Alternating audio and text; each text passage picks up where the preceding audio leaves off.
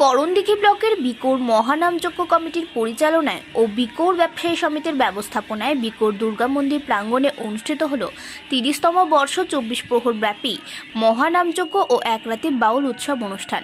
প্রতি বছর এই মহানামযজ্ঞ অনুষ্ঠান একাদশীর দিন শুরু হয়, অর্থাৎ গত ২১শে মার্চ বৃহস্পতিবার শুভ অধিবাস হয়েছে। গত ৩ দিন ধরে চলছে শুক্র, শনি, রবি।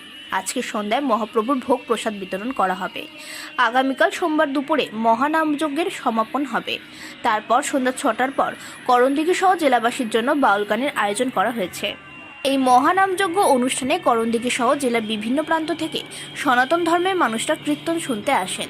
অনুষ্ঠানে উপস্থিত হয়েছিলেন রায়গঞ্জ লোকসভা কেন্দ্রের তৃণমূল কংগ্রেস প্রার্থী কৃষ্ণ কল্যাণী, করণদিঘির বিধায়ক গৌতম পাল, করণদিঘি পঞ্চায়েত সমিতির সহকারী সভাপতি খগেন দাস সহ অন্যান্যরা।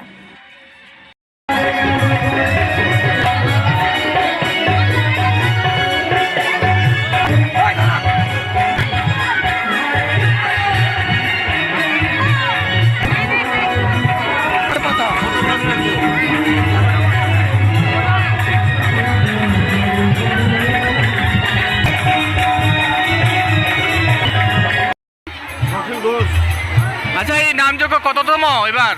৩০তম। কদিন ধরে হচ্ছে? ৩ দিন ব্যাপী। এই নামযজ্ঞ কেন হয়, কোথায় হচ্ছে?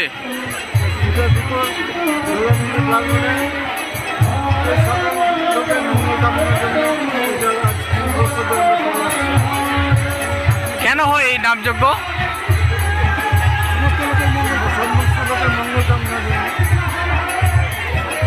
কি বলবেন সনাতন ধর্মের মানুষদের উদ্দেশ্যে, কি বলবেন? সর্বধর্মের মানুষই আমাদের চ্যানেলে সবাই এখানে এসে আনন্দ উপভোগ করে। খুব ভালো প্রোগ্রাম হয়। আগামীকাল বাউল আছে।